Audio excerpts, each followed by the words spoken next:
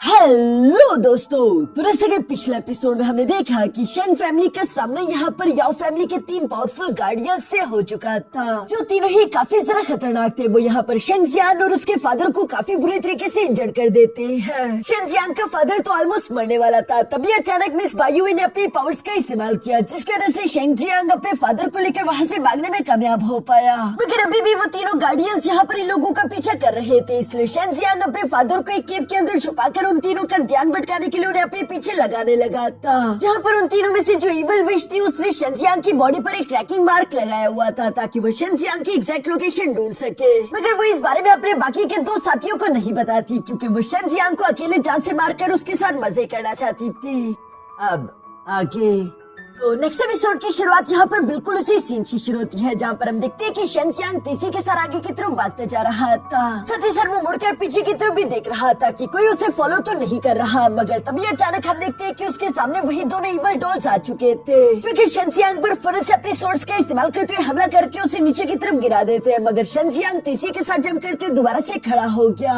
साथ ही साथ शेंजियांग की नजर सामने के दरख्त पर भी पड़ जाती है, जिसमें इवल विच खड़ी थी, और वो शेंजियांग से कह रही थी कि यंग मास्टर शेंजियांग, आखिर आप मुझे अकेले छोड़कर इतनी जल्दी में कहाँ भागे जा रहे हो, और मुझे ये बताओ कि आखिर आप अकेले क्यों हैं, आपके फादर कहाँ पर गए। जो सुनकर तो शेंजियांग को काफी गुस्सा आ गया था। वो अपने दोनों हाथों में फ्लेम की पावर्स एक्टिवेट करके यह इवल विच पर हमला करते हुए कहता है कि तुम्हें मारने के लिए मुझे अपने फादर की जरूरत नहीं है। जो कहते हुए शेंजियांग ने अपनी फ्लेम की पावर का इस्तेमाल करते इवल विच पर हमला कर दिया था, लेकिन इवल विच उसके अटैक्स को डॉज करते हुए साइड पर हट जाती है, जिसे देखकर शेंजियांग अभी उसे पंच करने के लिए उसी की तरफ जंप कर ही रहा था। मगर तभी अचानक उस इवल विच के वही दोनों इवल पपेट्स यहाँ शेंजियांग के सामने आ गए, जो कि बहुत ही जरा फास्ट थे और शेंजियांग पर अपनी तलवारों से हमला करने लगे। इसलिए शेंजियांग को मजबूरन पीछे की तरफ हटते उनके अटैक्स को डॉज करते हुए नीचे जाना पड़ा। शेंजियांग को यहाँ पर उन दोनों इवल पपेट्स के अटैक्स को डॉज करने में काफी सारी डिफिकल्टी आ रही थी, जबकि दूसरी तरफ वो इवल विच खुश होते हुए कह रही थी कि कितनी अफसोस की बात है, मास्टर शेंजियांग आप इतने सारा हैंडसम है, लेकिन फिर भी आज के दिन आप यहाँ पर मारे जाएंगे। सच कहूँ तो मुझे इस बात का काफी दुख होगा, मेरे दिल के तो कई टुकड़े हो जाएंगे। जो कहते हैं वो खुद भी शेंजियांग को किक करने के लिए नीचे की तरफ जंप कर देती है, मगर शेंजियांग ने उसके अटैक को डॉज कर दिया था।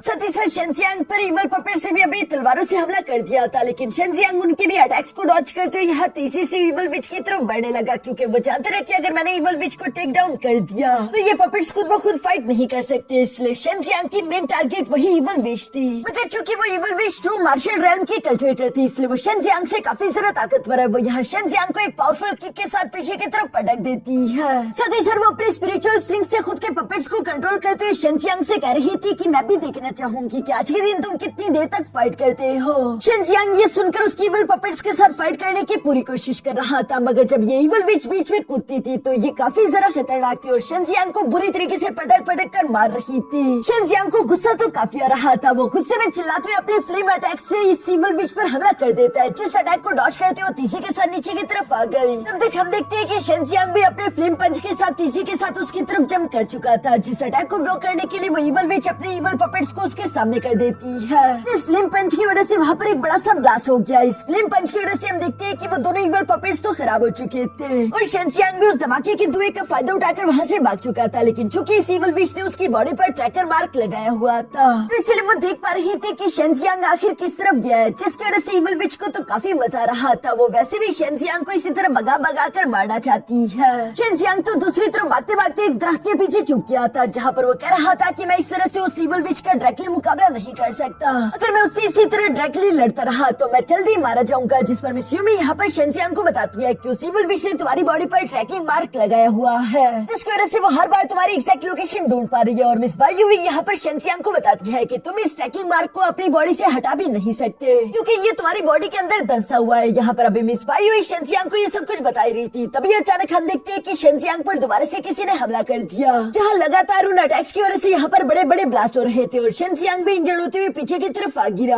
शेंजियांग खुद को संभालते हुए सामने की तरफ दिखता है तो उसे जानने को मिलता है कि ये सारे के सारे ब्लास्ट उस इवल विच के उस छोटी डॉल ने किए थे, जबकि वो इवल विच में यहाँ पर मटकते मटकते पहुंच गई थी। वो अपनी स्पिरिचुअल स्ट्रिंग्स का इस्तेमाल करते हुए उस छोटी डॉल को कंट्रोल करने लगी, जिसका इस्तेमाल करते हुए शेंजियांग पर अटैक्स करवाना शुरू कर देती है। ये छोटी डॉल तो उन दो इवल पपेट से भी ज्यादा ताकतवर थी, जो कि शेंजियांग को बहुत ही बुरी तरीके तरीके से हिट कर रही है। शेनजियांग अपने फ्लेमिंग ड्रैगन का इस्तेमाल करते हुए उस डॉल पर हमला करने की कोशिश करता है, मगर ये डॉल तो उस फ्लेमिंग ड्रैगन के आर पार गुजर गई थी। साथ ही साथ ये शेनजियांग को ब्रूटली हिट कर देती है। शेनजियांग भागते भागते उस डॉल के अटैक से खुद को बचाने की कोशिश कर रहा था, इवन कि वो यहाँ पर अपने अज़ूर शील्ड को भी क्रिएट करता है,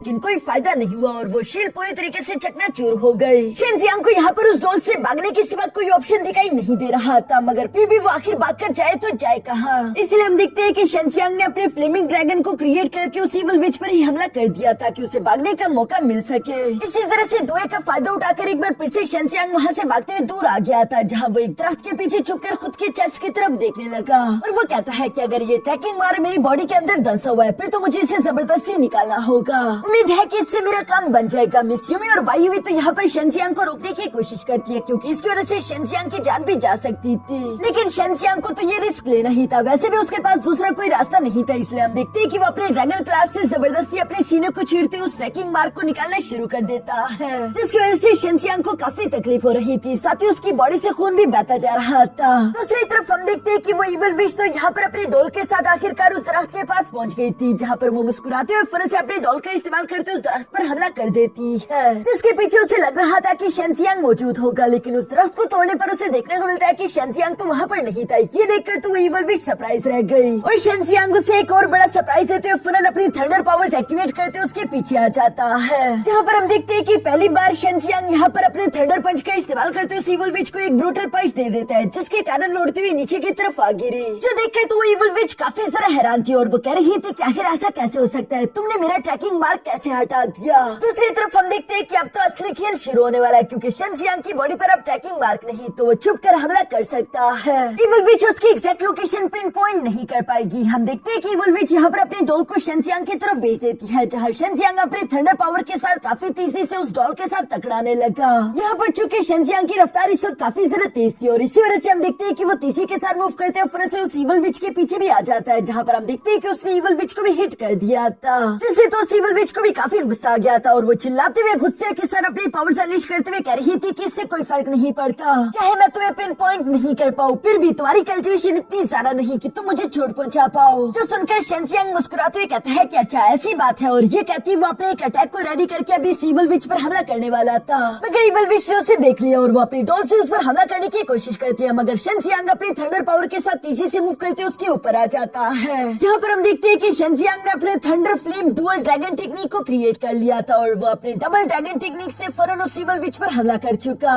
जिस अटैक को ब्लॉक करने के लिए वो इविल विच लास्ट मोमेंट पर फिर से अपनी डॉल को सामने की तरफ ले आती है, मगर फिर भी हम देखते हैं कि अटैक वाकई में काफी ज्यादा पावरफुल था, जिसके ब्लास्ट के इफेक्ट के कारण वो इविल विच आधी तो जल चुकी थी और वो उड़ते हुए पीछे की तरफ एक दरख्त से जा टकराती है। ये देखकर तो शेनजियांग भी काफी खुश हो गया था। वो देखते हैं कि इविल विच बेहोश हो चुकी है, इसलिए वो खुश होते हुए नीचे की तरफ आकर कहता है कि आखिरकार मैं जीत गया। ये कहते हुए शेनजियांग चैन की सांस लेने के लिए नीचे की तरफ बैठ जाता है, जहाँ वो उस डॉल की तरफ भी देख रहा था, और चूंकि शेनजियांग ने इविल विच का खेल खत्म कर दिया तो अब वो खड़े होते हुए कहता है कि मुझे बाकी के दो गार्डियंस को भी अपने पीछे लगाना होगा, मैं अभी आराम नहीं कर सकता। ये कहते हुए शेनजियांग अभी खड़ा होने वाला था कि तभी अचानक पीछे से उस पर हमला हो गया, जो देखकर मिस बायुवी और स्यूमी दोनों ही शेनजियांग के लिए काफी ज्यादा परेशान हो गई थी और हम देखते हैं कि शेनजियांग की बॉडी के आर पार वो छोटी सी डॉल गुजर जाती है, जो देखकर तो शेनजियांग पूरी तरीके से शॉक हो चुका था। दूसरी तरफ वो डॉल यहाँ पर हंसते हुए शेनजियांग से कह रही थी कि मैंने तुम्हें सरप्राइज कर दिया ना, तुम्हें तो मालूम ही नहीं होगा कि मैंने स्पिरिट डॉल के अंदर अपने दिल को पहले से ही प्लांट कर दिया था, इसकी वजह से मेरी आधी लाइफ तो स्पिरिट डॉल के अंदर है।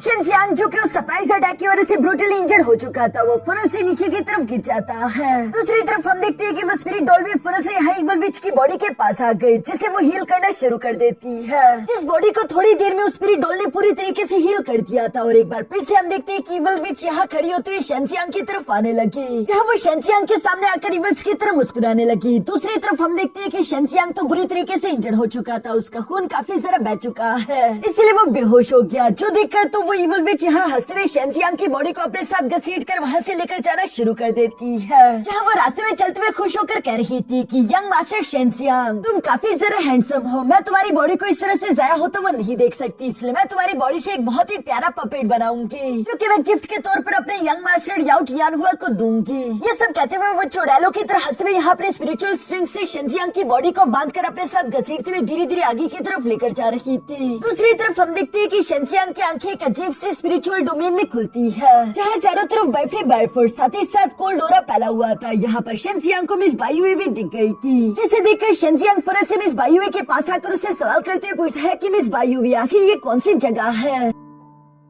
इस पर मिस बायुई शेंजियांग को कोई जवाब नहीं देती, बल्कि उल्टा वो शेंजियांग से सवाल करते हुए पूछती है कि शेंजियांग तुम जानना चाहते हो ना कि हर बार जब तुमने मुझसे कहा कि मैं तुम्हें यिन मैंडेरियन टेक्निक सिखाऊं तो मैंने तुम्हें हर बार मना क्यों किया। वो इसी वजह से क्योंकि मेरे सुप्रीम यिन मैंडेरियंस 9 नेदरवर्ल्ड किलिंग एनर्जी के पावर्स के साथ कनेक्टेड है। ये इवल किलिंग एनर्जी बहुत ही सारा पावरफुल है, जो कि अगर तुम सही तरीके से इस्तेमाल ना करो तो हो सकता है कि ये किलिंग एनर्जी तुम्हारे दिमाग पर काबू कर ले। उसके बाद तुम्हारा खुद पर कंट्रोल खत्म हो जाएगा और तुम एक खून के प्यासे दरिंदे बन जाओगे। जो सुनकर शेंजियांग को मालूम हो जाता है कि इसका मतलब कि मिस बायुई असल में हेल की पावर्स का इस्तेमाल करती है, जो कि इवल पावर थी। और अगर दोस्तों मैं आप लोगों को बता दूं तो मिस बायुई का दूसरा नाम है the witch of 9th hell. सती सर मिस बायुई एक डेमल की बेटी है। यहाँ पर मिस बायुई शेंजियांग से सवाल करते हुए पूछती है तो बताओ क्या तुम्हें सुप्रीम यिन मैंडेरियंस की पावर्स को सीखना है? क्या तुम सच में इस पावर को अवेकन करना चाहते हो? एक बार फिर से सोच लो। शेंजियांग यहाँ पर सोचने लगा और वो जानता है कि ये इवल पावर है, लेकिन फिर भी वो कहता है कि अगर इस पावर का इस्तेमाल करते हुए मैं खुद के फादर को, अपनी फैमिली को और तुम लोगों को प्रोटेक्ट कर सकता हूँ तो हाँ मैं बेशक इस पावर को अवेकन करना चाहूंगा। जो सुनकर मिस बायुई शेंजियांग से कहती है कि उम्मीद करती हूँ कि तुम्हें अपनी इस डिसीजन का बाद में कोई अफसोस ना हो।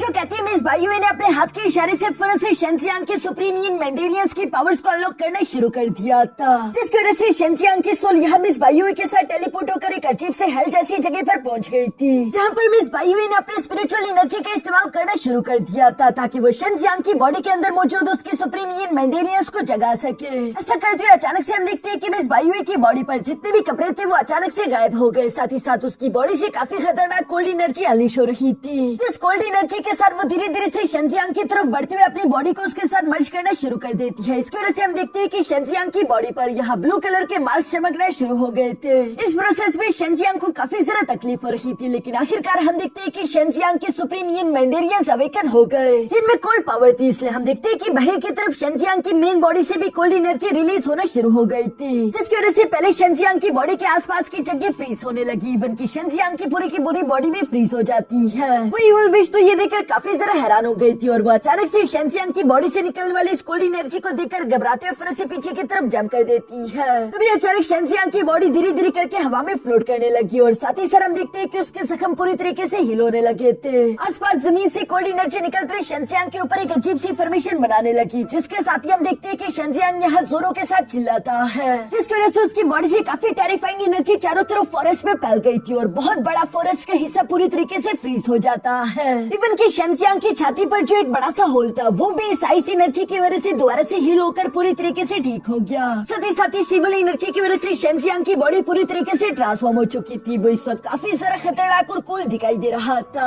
शेंजियांग के बाल लंबे और सफेद हो चुके थे। दूसरी तरफ इवल विच तो यहाँ शेंजियांग को जिंदा देखकर सवाल करते हुए पूछती है कि आखिर ऐसा कैसे हो सकता है? तुम तो मर चुके थे ना, तो तुम दोबारा से जिंदा कैसे हो गए? हम देखते हैं कि शेंजियांग की बॉडी से मिस बायुई की आवाज सुनाई दे रही थी, जो कि उस इवल विच से कहती है कि तुम वैसे भी मरने वाली हो, तो अब इस सवाल का कोई फायदा नहीं। मैं बस सिर्फ तुम्हें इतना बता सकता हूँ कि अब तुम्हारी औकात मेरे सामने एक चींटी के बराबर है। ये कहते हैं शेंजियांग ने फौरन से अपने 9 नेदरवर्ल्ड टेक्निक समसारा नेदर डोमेन को क्रिएट कर दिया था। जिस समसारा नेदरवर्ल्ड डोमेन टेक्निक को क्रिएट करती है, अचानक से हम देखते हैं कि उस इवल विच के पैरों के नीचे एक पोर्टल ओपन हो गया, जो कि उसे नीचे हेल की तरफ खींच लेता है। वो नीचे की तरफ गिरते हुए इस हेल में आ पहुंची थी, जो हेल दिखने में काफी ज्यादा टेरिफाइंग दिखाई दे रहा था। तभी अचानक वो देखती है कि इस हेल में तो कई सारे डीमंस भी थे, जो कि उसकी बॉडी के चारों तरफ आ चुके हैं और वो उसे पकड़ने लगे थे। जो देखकर तो वो इवल विच काफी घबरा चुकी थी और वो फौरन से अपने पावर्स का इस्तेमाल करते हुए उन डीमंस को जान से मारते हुए खड़ी हो जाती है। जहाँ वो हैरान होते हुए आसपास देख रही थी, हवा में शेंजियांग भी उड़ता हुआ दिखाई दे रहा था और आसपास कई सारे डीमंस से उसे चारों तरफ से घिरा हुआ है। इवल विच को तो कुछ भी समझ नहीं आ रहा था कि आखिर मैं ये कहाँ पर हूँ और ये सब हो क्या रहा है। जबकि साथ ही साथ वहाँ पर मौजूद वो घिनौने डीमन धीरे धीरे से उसी की तरफ बढ़ते आ रही है, जिन्हें देखते हुए वो कह रही थी कि आखिर ये किस तरह के क्रीचर्स है। दूसरी तरफ शेंजियांग के अंदर से दोबारा से मिस बायुई की आवाज सुनाई देती है, जो कि उस इवल विच से कह रही थी कि तुम जैसी एक कमजोर इंसान वैसे मेरी इमोर्टल टेक्निक्स को नहीं समझ सकती, तो तुम्हें बताने का कोई फायदा नहीं। मैं तुम्हारे साथ अपना वक्त जाया नहीं करना चाहती। ये कहते हुए शेंजियांग ने अपने हाथ के इशारे से वहाँ के डीमंस को कंट्रोल करते हुए इवल विच पर हमला करने का ऑर्डर दे दिया था, जिस पर वो सारे के सारे डीमंस तो उस इवल विच की तरफ बढ़ने लगे। ये देखकर वो इवल विच ने खुद को बचाने के लिए अपने स्पिरिचुअल स्ट्रिंग्स की पावर्स का इस्तेमाल कर दिया। साथ ही साथ वो अपने स्पिरिचुअल स्ट्रिंग से शेंजियांग पर भी हमला करने लगी, लेकिन शेंजियांग तो आसानी के साथ टेलीपोर्ट करते उसके अटैक को डॉज कर लेता है। नीचे की तरफ उस इवल विच को लगातार तेजी से उन डीमंस के साथ फाइट करते रहना पड़ रहा था, क्योंकि वो डीमंस कम होने का नाम ही नहीं ले रहे। वो चाहे जितने मर्जी डीमंस को जान से मार डाले, वहाँ पर और डीमंस आ जाते थे जो कि सबके सब उस पर झपट्टा मारते उसे जकड़ने की कोशिश कर रहे हैं। बेशक ये डीमंस उसकी ताकत के सामने तो काफी कमजोर थे, लेकिन इनकी तादाद इतनी ज्यादा है कि वो ज्यादा देर तक इनका मुकाबला नहीं कर पाएगी। इसलिए वो सोचते हैं कि मुझे शेंजियांग पर ही हमला करना होगा, जहाँ पर हम देखते हैं कि वो इन डीमंस के ऊपर से जंप करते हुए शेंजियांग को एक जोरदार किक करने की कोशिश करती है, मगर हम देखते हैं कि उसका पैर तो यहाँ शेंजियांग की बॉडी के आर पार गुजर गया था और शेंजियांग फौरन उसे पैर से पकड़कर नीचे की तरफ पटक चुका, जिस हिट के कारण वो इवल विच तो काफी बुरी तरीके से इंजर्ड हो चुकी थी। वो खून की उल्टियाँ करने लगी, जबकि शेंजियांग भी अपनी एक उंगली के इशारे से वहाँ पर मौजूद सारे डीमंस को दोबारा से उसके ऊपर छोड़ देता है। इवल विच यहाँ पर अपनी फुल पावर का इस्तेमाल करते हुए सारे के सारे डीमंस को डिस्ट्रॉय करके बाहर की तरफ आ जाती है, जहाँ पर वो स्पिरिचुअल स्ट्रिंग्स का इस्तेमाल करके यहाँ झूलते हुए तेजी से शेंजियांग पर जंप करते हुए उसे पंच करने की कोशिश कर रही थी, मगर अपना पूरा जोर लगाने पर भी वो शेंजियांग की बॉडी को टच नहीं कर पा रही थी, बल्कि उसका पंच हवा में ही रुक गया था। उल्टा वो ताकतवर फोर्स से इवल विच को पीछे की तरफ धकेल देता है। ये देखकर वो इवल विच गुस्से के साथ अपने स्पिरिचुअल स्ट्रिंग से बार बार यहाँ शेंजियांग पर इसी तरह से हमले करती रही, लेकिन शेंजियांग की बॉडी के आसपास एक बैरियर था जो कि उन अटैक्स को शेंजियांग की बॉडी के पास आने नहीं दे रहा।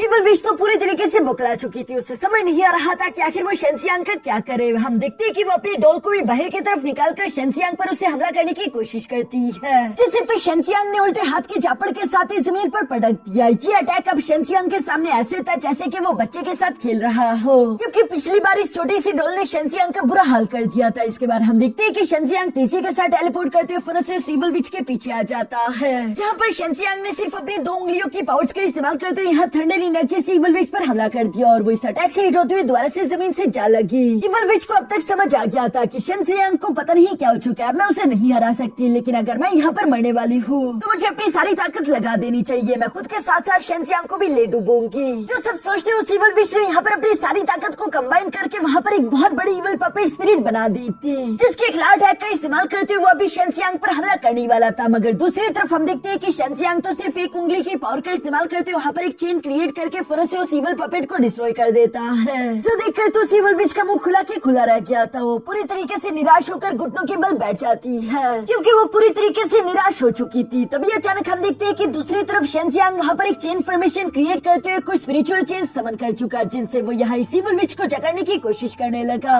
ये देखकर तो वो इवल विच खुद को बचाने के लिए तेजी से पीछे की तरफ जंप करने लगती है, लेकिन वो स्पिरिचुअल चेन्स काफी ज्यादा तेज थे, जो कि उस इवल विच को हिट करते हुए साथ ही साथ उसके दोनों हाथ और पैरों को जकड़ लेते हैं। साथ ही साथ एक चेन उसकी बॉडी के आर पार भी हो गई थी। यहाँ पर वो इवल विच शेंजियांग से कहती है कि शेंजियांग तुम मुझे जान से नहीं मार सकते, मैंने काफी तकलीफें झेली है, इस तरह की मामूली तकलीफ से मुझे कुछ नहीं होने वाला, और एक बार मैं यहाँ से आजाद हो जाऊँ तो मैं वादा करती हूँ ये तुम्हारी शेंग फैमिली में से कोई नहीं बचेगा, मैं तुम्हारी पूरी की पूरी शेंग फैमिली को खत्म कर दूंगी। अभी भी तुम्हारे पास आखिरी मौका है, मुझे यहाँ से जाने दो, शायद मैं तुम पर रहम कर लूँ, वरना इसका अंजाम बिल्कुल भी अच्छा नहीं होगा। ये कहते हुए इवल्स की तरह जोर जोर से हंस रही थी, मगर दूसरी तरफ शेंजियांग तो उसकी बातों को सीरियस नहीं लेता, बल्कि वो वहाँ से जाते हुए अपने एक हाथ के इशारे से उन चेन्स का इस्तेमाल करते हुए इवल विच के लिम्स पर प्रेशर लगाना शुरू कर चुका, जिससे तो उस इवल विच को काफी ज्यादा तकलीफ हो रही थी और वो दर्द से चिल्ला रही थी। तभी अचानक शेंजियांग अपनी मुट्ठी बंद कर देता है, जिसके साथ ही वो चेन्स फुल प्रेशर के साथ पीछे की तरफ खींचे गए और हम देखते हैं कि उस इवल विच की बॉडी पूरी तरीके से शटर हो गई, जिसे जान से मारने के बाद शेंजियांग की सारी ताकत खत्म हो गई और साथ ही साथ वो वापस से नॉर्मल दुनिया में आ चुका था, जहाँ शेंजियांग को अपने सामने इवल विच की वो डॉल दिखाई दे रही थी जो कि खत्म हो चुकी है। साथ ही साथ मिस बायुए भी शेंजियांग के सामने खड़ी थी, जो कि शेंजियांग को बताती है कि तुम्हारी मदद करने के लिए मैंने अपनी सारी की सारी स्पिरिचुअल पावर्स का इस्तेमाल कर लिया, मेरी स्पिरिचुअल पावर एग्जॉस्ट हो चुकी है, इसलिए मुझे माफ करना, लगता है कि मैं डीप स्लीप में जाने वाली हूँ। अब इसके बाद आगे तुम्हारे साथ शेंजियांग जो भी होगा वो तुम्हारी किस्मत पर डिपेंड करेगा। ये सब कहती हुई मिस बायुए धीरे धीरे बेहोश होते हुए शेंजियांग के स्टोरी रिंग के अंदर चली गई, जो देखकर तो शेंजियांग मिस बायुए का शुक्रिया शुक्रिया अदा करता है, मगर तभी अचानक उसे ब्लाइंड म्यूजिशियन का म्यूजिक सुनाई दिया, जिससे शेनजियांग समझ गया था कि ब्लाइंड म्यूजिशियन और पपेट सोल मास्टर यहाँ पर आने वाले हैं, इसलिए वो तेजी के साथ वहाँ से दूर भागने लगा। और उसका अंदाजा बिल्कुल सही था, क्योंकि थोड़ी देर में वहाँ पर ब्लाइंड म्यूजिशियन और पपेट सोल मास्टर भी आ जाते हैं, जो ये देखकर काफी सरप्राइज हो गए थे कि शेनजियांग ने इवन विच को जान से मार दिया है। मगर साथ ही साथ वो जानते रहे कि शेनजियांग किस तरफ गया, इसीलिए वो शेनजियांग को फॉलो करते हुए तेजी के साथ उसके पीछे जाने लगे। जहाँ दूसरी तरफ हम देखते हैं कि शेनजियांग तो भागते भागते एक बहुत ही सारा डेंजरस फॉरेस्ट के अंदर घुस गया था, जिस फॉरेस्ट के अंदर उसका पीछा करने से तो ये दोनों गार्डियंस भी घबरा रहे थे, क्योंकि पपेट सोल मास्टर ने वहाँ के एक बोर्ड से पढ़ लिया था कि ये तो फॉरेस्ट ऑफ नो रिटर्न है, जो कि एक ऐसा जंगल है जिसमें एक बार जो कल्टीवेटर चला जाए वो जिंदा लौटकर वापस नहीं आ सकता। इसलिए ब्लाइंड म्यूजिशियन यहाँ पर पपेट सोल मास्टर से कहता है कि अब हमें उसे फॉलो करने की कोई जरूरत नहीं, क्योंकि एक बार आप इस फॉरेस्ट के अंदर इंटर कर लो, उसके बाद आपको कोई इमोर्टल भी नहीं बचा सकता। ये जंगल बहुत ही ज्यादा खतरनाक है। अब हमें शेनजियांग की फिक्र नहीं करनी चाहिए, क्योंकि इस जंगल के अंदर इंटर होकर तो शेनजियांग ने अपनी कब्र खुद ही खोद दी। यहाँ ब्लाइंड म्यूजिशियन की ये सब कहते इसी सीन के साथ हमारा ये एपिसोड यहीं पर खत्म हो जाता है।